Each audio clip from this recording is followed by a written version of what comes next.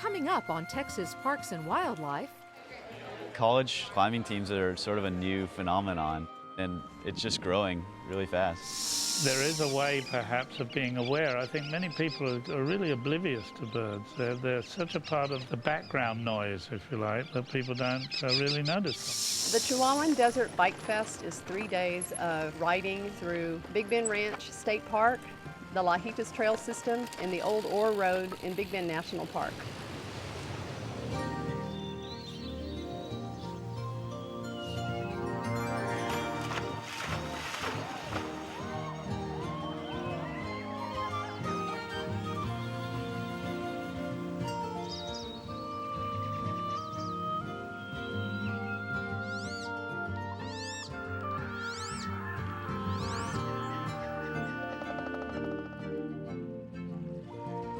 Texas Parks and Wildlife, a television series for all outdoors. This series is funded in part by a grant from the Wildlife and Sport Fish Restoration Program. Through your purchase of hunting and fishing equipment and motorboat fuels, over $40 million in conservation efforts are funded in Texas each year. Additional funding provided by Ram Trucks. Guts, glory, Ram.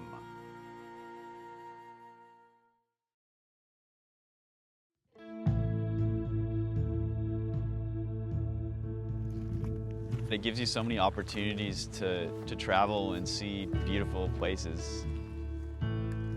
It definitely pushes your limits, and it's just thrilling. I've always been kind of an outdoors person. So it's a way for me to just like have an excuse to come outside a lot and hang out with friends at the same time. You need other people, but at the same time, it's a very individual sport. I enjoy rock climbing because it's really just you and the rock. So it's very meditative in that sense. I'm Will Butcher. I'm Christina Nguyen. I'm Zephyr Suerte Lutz Carrillo, and I'm a member of the UT rock climbing team.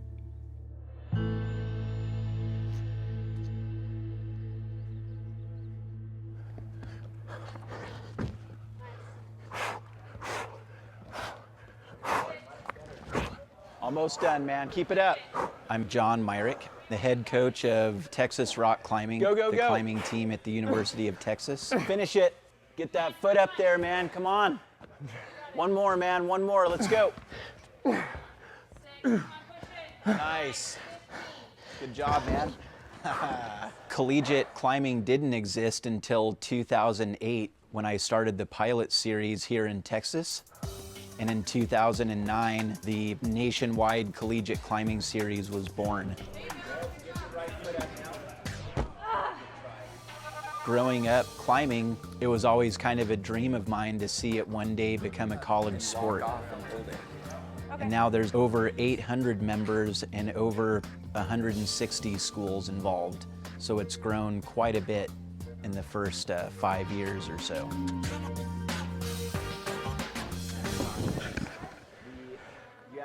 Coach is very enthusiastic about training. We're gonna just break up into 2 lines and do some rotations on the fingerboard.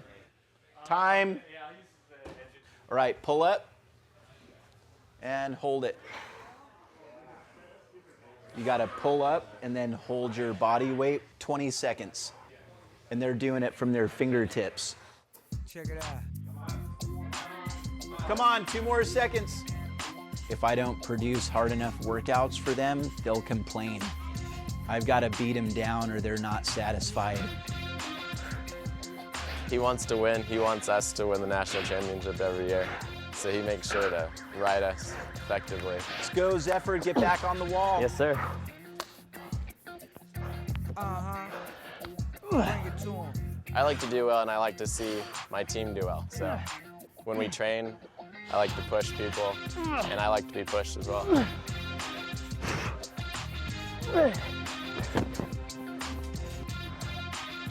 Close. Good practice today, everybody. We've got 3 comps left to achieve our first goal, regional championships. Woo.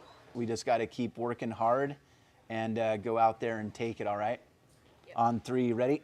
1, 2, 3, fast!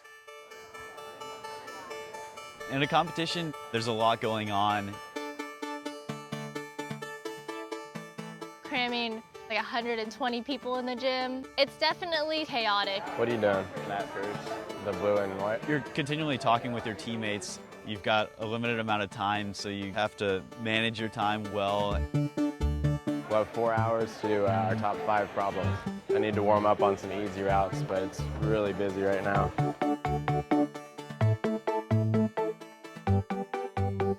If I fail on a climb, then I want to get back on it as soon as possible. Try and figure out what I did wrong. With the climbing competition, you have to go to the back of the line and wait, so it's hard to stay warmed up, for me at least. My left foot slipped off and I came down. So we'll go ahead and try it again.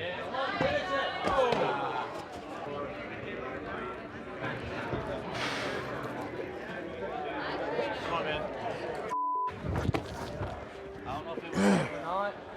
You've got this hold above it, too. You get to know the people that you're competing with from other schools You got it. and get to be friends with those people. So the competitive rock climbing community is a lot more friendly than you might see in a lot of other That sports. yellow one? Yeah. I can't get 4 in there. No, there's no way. You're not competing against any other person. Nice.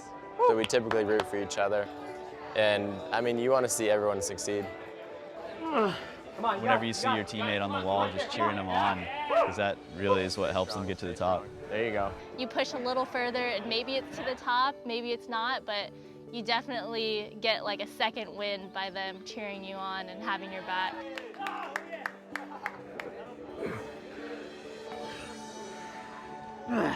Didn't have a great day sport climbing. Come on! I ended up failing on a couple routes that I would like to have sent. Was I anywhere close to what other people were doing? No. So I did okay. We're gonna do our best to stay at the top. That's our goal. Beautiful day out. To be outdoors and climb on real rock, Head straight up there. I think it's what most people really enjoy about climbing. Enchanted Rock is great. It's a beautiful place and the climbing is really fun. This is the Enchanted Rock Climbers Guide. Since I haven't been climbing for as long as a lot of the other people on the team, speed climbing was easier for me to get better at because it's less technical. It was a niche that I could get into and help out the team. Ready, attention, go.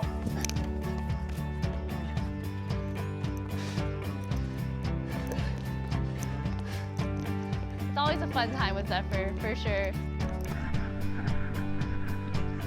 His excitement for the sport and his zeal rubs off on everybody. He works really hard and gets people psyched. Whew. That was fun. Take. Lower.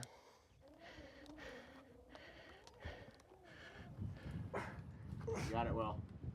You got it. Breathe. Stick with it. There you go. I've been climbing since I was 9 years old, There you go. and I just got hooked right away.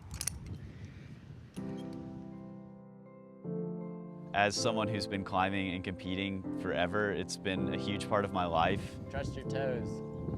It's a little bit tenuous. I've been really happy that I could continue competing and training in a team environment. Awesome. And just having a really fun group of friends. Okay, you got me? I went into the national championship thinking, as a senior, that this was going to be my last year, and I wanted to really make it count. UT won the national championship in 2012 and 13. So this year we're going for a three-peat. It's amazing what a group of people can accomplish when everyone has a single-minded focus. We had the championship in Florida for speed climbing. I ended up getting 4th, which is pretty good. So I was able to help out the team. At Nationals, I placed 4th in the sport climbing category. I came in 1st in sport climbing. It was really exciting. The team did really well. Our UT climbing team won the national championship this year. Hey, you back there in the back, make sure you're clear. Every national championship, they light up the tower orange, and it's awesome seeing the towers lit orange for us. Here we go.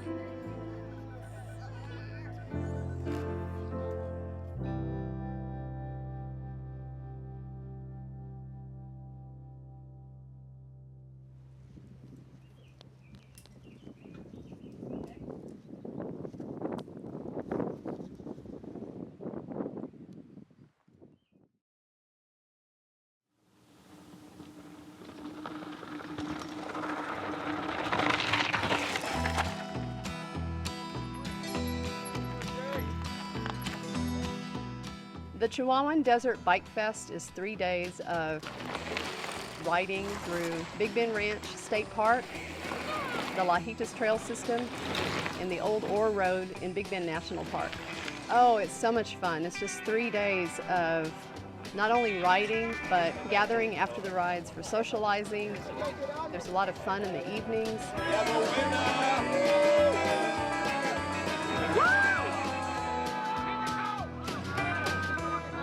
That's a roll right there.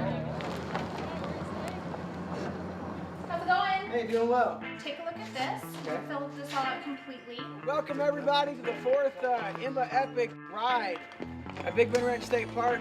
And it's extremely rewarding and fun to help people discover the park and all that it has to offer. The park now offers over 200 miles of biking. Yeah! Everything from single track to old historic ranch roads.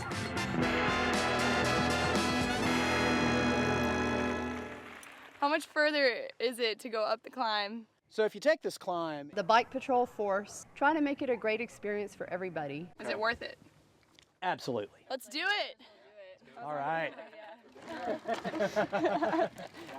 We've tried to spend a lot of time doing a lot of planning to at least make sure that we can be well prepared to at least support everybody in their endeavors today. Some of these trails can be very dangerous. All sorts of threats, steep drops, sharp tire splitting, plants, not to mention the heat. Oh, it's getting hot out here. We've got water stations out, we've got patrol. Drink lots of water too. We're here to guide people through this process. That's why I asked for help, because I knew that sooner or later I will start running out of water. And Yeah. oh, thank you very much. See you guys later. Starlight Theater later, Hot Springs. Yep. We're currently at the Fresno Divide Trail. For the mountain biker, this trail starts off with a lung and leg busting ascent.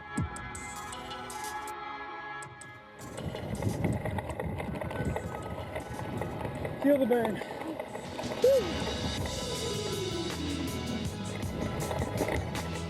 And by the time you get to the top, your heart is coming out of your chest. Yeehaw. You pedal a few more yards. Whoa! And you are greeted with this open expanse.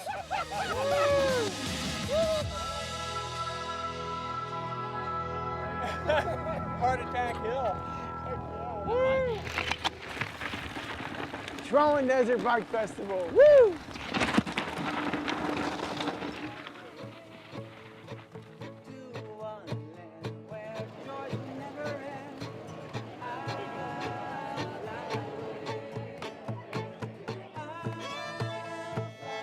So it's one of the best examples I can think of a fun, athletic experience. See you next time.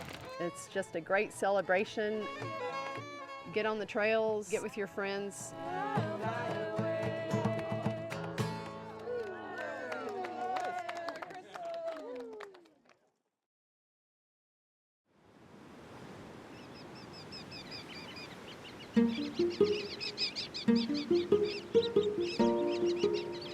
There are 30 or so different species of birds that spend most of their days along Texas beaches and bays.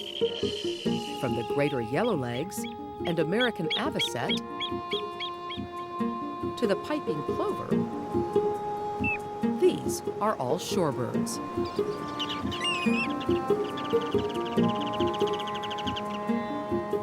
But with both both development and beachgoers on the rise, the birds face serious challenges.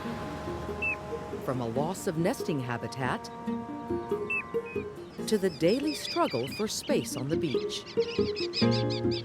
But these birds have allies. And the sanderlings are really aggressive. There are sentinels of the shoreline all along the coast. The birds have picked through a lot of this.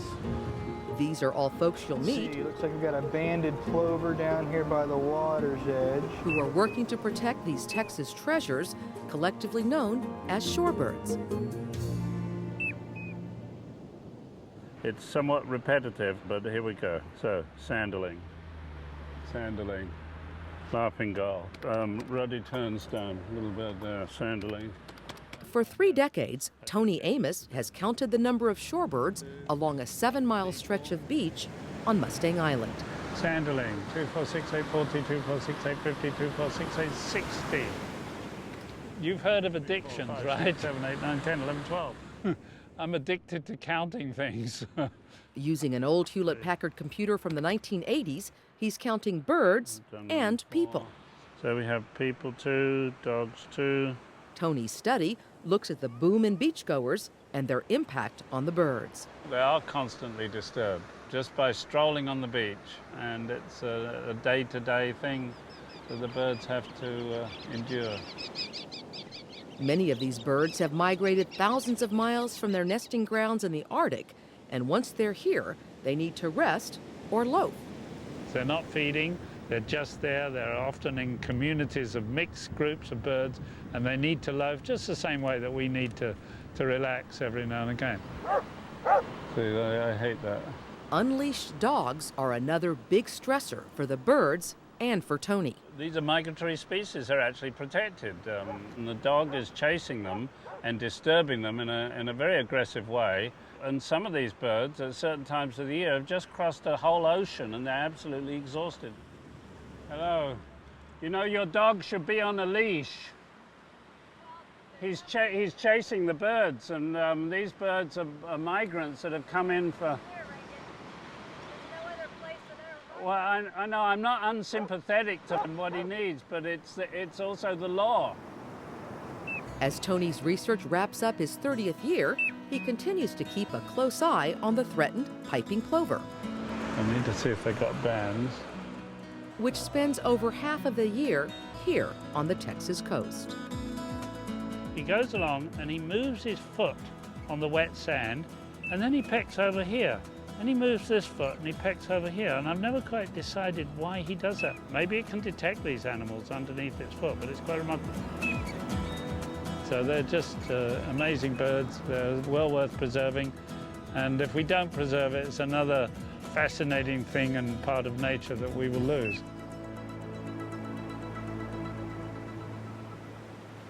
Like the piping plover, all shorebirds have voracious appetites as they store up fat reserves for their yearly migration.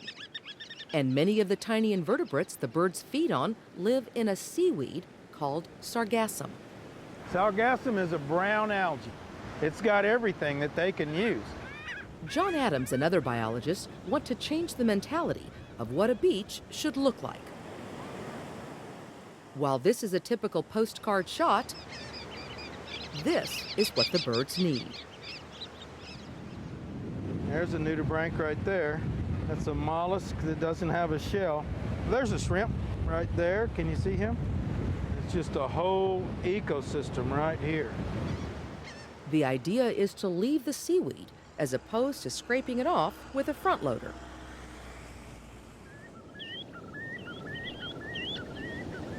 And that's just the case at Padre Island National Seashore, south of Corpus Christi. Padre Island National Seashore protects one of the longest stretches of undeveloped barrier islands in the world. We have sanderlings, we have long-billed curlews, we have the piping plovers, we have Wilson's plovers. Ruddy turnstone is another species, and you see that running around in the sargassum quite a bit. But the sargassum plays an important role for these birds that call this place home.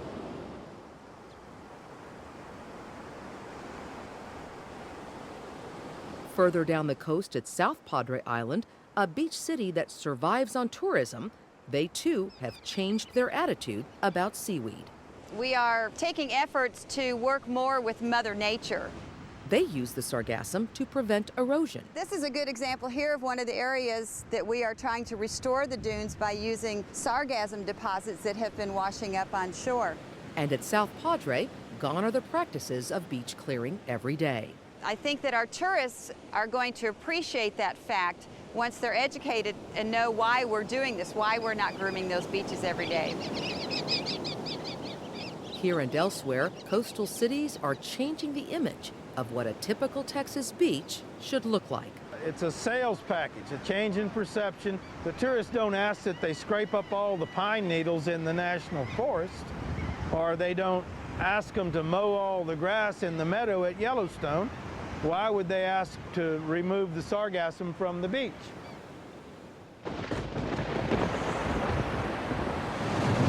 Ike slammed into the Texas coast early this morning, and now the search, rescue, and recovery begins.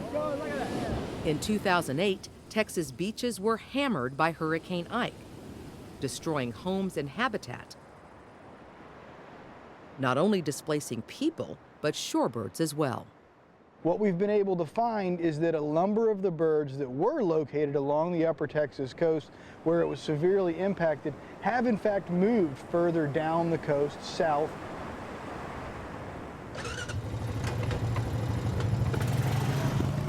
Funded by Texas Parks and Wildlife, Ben Wardwell is searching the beaches of the upper coast on the lookout for plovers. Here we go. I think I was over here down by the water. This is another one of our common winter residents here. This is a black-bellied plover. This project I'm working on right now is studying a group of birds called the sand plovers, which include the Wilson's plover, the snowy plover, and the piping plover is the main focus of our survey. Ben discovered that the hurricane actually had some positive effects, as it created new habitat. One thing I'm seeing after the hurricane is a lot of new tidal cuts have opened where backwater areas that initially were isolated now have cuts that reach all the way to the Gulf, providing an intermingling zone of fresh and salt water, which is highly productive for shorebirds. Any and all efforts we make, particularly here on their wintering grounds, are going to have a positive and prolonged effect on their ability to reestablish themselves as a species.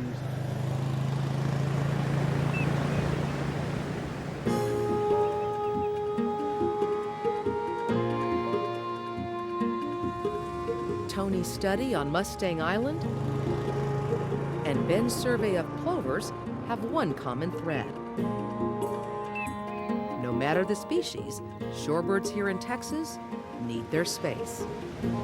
One of the things that we can do here on the coast to turn it around is really be aware of what their habitat needs are and just be respectful of them. There is a way, perhaps, of being aware. I think many people are really oblivious to birds. They're such a part of the background noise, if you like, that people don't really notice. So I'd like people to be a little bit more aware. Maybe step around them a little bit, take a look for a while.